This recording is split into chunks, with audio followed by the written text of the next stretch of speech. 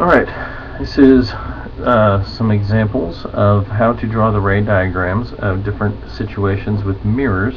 So this first one, it tells us that it's a concave mirror beyond C. That means the object is beyond the center of curvature. So just like we talked about the other day in class, what you're going to do is, it's helpful if you use a ruler, but you draw one ray, and I usually always just go from the top of the object. You draw one ray that is parallel to the principal axis, and you draw one ray that goes from the tip of your thing through the focal point and hits the mirror. So we draw it like that. Okay? And it's traveling in this direction, so these are my incident rays. And then the one that comes in parallel is going to reflect out through the focal point. And the one that comes in through the focal point is going to reflect out parallel. So, draw our arrows there. Where they cross is the image. Now, I don't want to draw a candle, so I'm just going to draw a little arrow there. For the directions here, I'm going to say, will it be real or virtual? Well, these lines are actual real light rays that cross, so it is a real image. And is it upright or inverted? Well, the candle's pointing up, this arrow's pointing down, so it is inverted. And is it smaller or larger? Well, it's obviously smaller than the object. So it is smaller, and its location is between C and F, because the image is appearing between the focal point and the center of curvature. So this is what we're trying to do with all the rest of these. So let's go through and look at the next one. It says concave at C, so it's still a concave mirror, and it's the same situation. And you're still going to do exactly the same thing. You draw one line that is parallel to your principal axis, and one ray that goes through the focal point. Alright, now the key is that these both start from the same point there. The one that comes in parallel is going to go out through the focal point, and the one that comes in through the focal point is going to come out parallel. Now, I didn't take the time to measure to make sure these are exactly parallel or anything, but if I had, these should actually be a little bit shifted over. But regardless, it is actual light rays. These are not dotted or extrapolated lines, so it is a real image because the actual reflected rays are crossing. It is inverted, and in this case you can look at it, you can probably measure it and be pretty close, but it is the same size.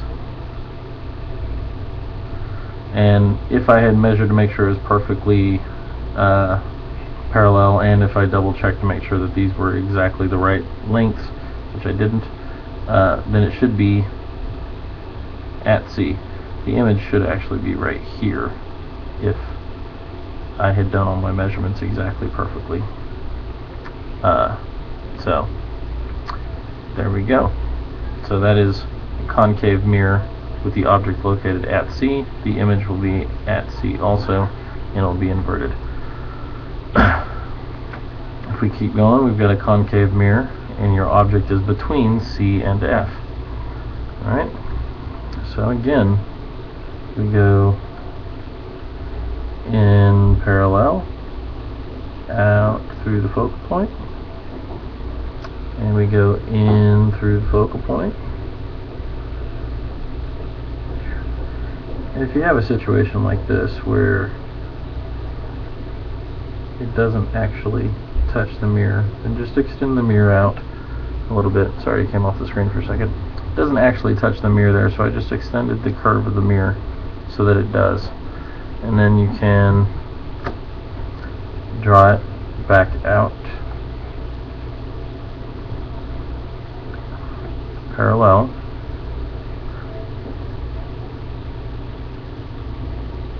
Okay. So this is what this one looks like. In this case, the image shows up like so. Alright. Now, again, actual physical light rays, so it is a real image. It's still upside down, so it's inverted. This time, it's obvious that it is larger than the object, and it is located beyond C, or past our center of curvature. Okay?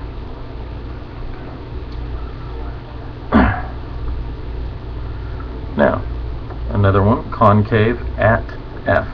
This is where it gets a little complicated, because the rules say that I draw one ray that is parallel to the principal axis, and it comes in parallel and goes out through the focal point. So these are my rays. Okay.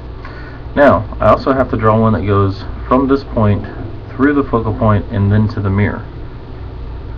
So it starts at the top of my object, goes through the focal point and then to the mirror, but it has to travel in a straight line. That's not possible. It cannot go from here through the focal point and hit there. So this is not a reflected ray, it's the incident ray. This is a reflected ray. The reflected rays are what form the image. So since this one cannot hit that, no image is formed. This is like whenever you're looking at a mirror and you see the image, and then you bring it closer to yourself and closer and closer, and then eventually it gets really blurry. If it's blurry, that means no image is being formed. That's this situation. It means you found the focal point. Alright. Now, if we're inside the focal point, so if we're between the focal point and the mirror, then again, we follow the same rules. In parallel, out through the focal point. Okay. Now this time, I can't go from here through the focal point and then hit the mirror. And I'm going to extend my mirror's curvature out a little bit. Okay. But what I can do is I can draw my line as if it was coming from the focal point. So this is not real right here. Okay. So this light ray is as if it's coming from the focal point, even though it's not coming from directly from the focal point, but that's the direction it's coming. So when it hits the mirror, it's going to reflect out parallel to the principal axis, like that. Now my reflected rays do not cross, so I have to draw them backwards. We call that extrapolating. So I'm going to extrapolate them backwards, and I extrapolate this reflected ray backwards. And now where they cross is right there, and that's where my image is formed. So in this case, these are not real light rays, so this is a virtual image. Alright, it is upright, and it's obviously larger. There's my object, there's my image, and it is behind the mirror. That's its location, behind the mirror. So you'll notice that a virtual image is always going to be behind the mirror because it's not a real image. And you've noticed so far that all of your real images are inverted. The virtual image is upright. That's pretty much the way it's going to be most of the time. Okay, now we've got a convex lens. We've done concave lenses, or mirrors, sorry. We've done concave mirrors on all of these. Now we've got a convex mirror. And notice there's only one type of convex mirror, because it doesn't really matter. You're going to draw them the same way all the time. So let's do this. We draw one ray. So let me get the view in there.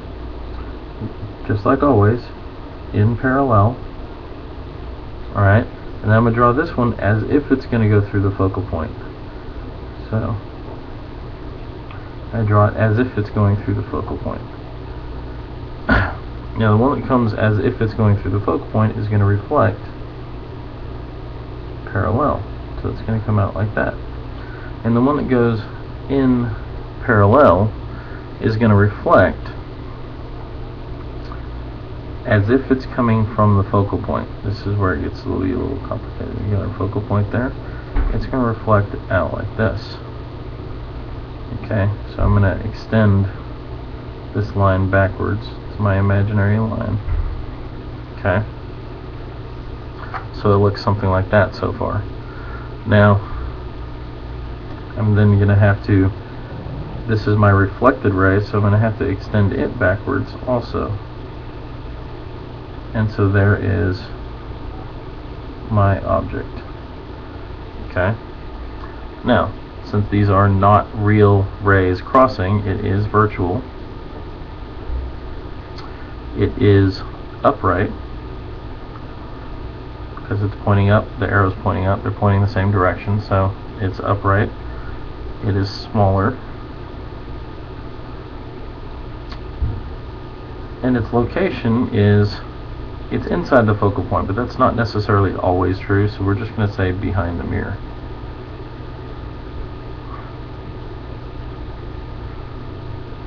In this case, it's inside the focal point there, but if I move this closer or farther away, it'll change where that is, but it's going to be behind the mirror every time. So that's how you do ray diagrams for mirrors.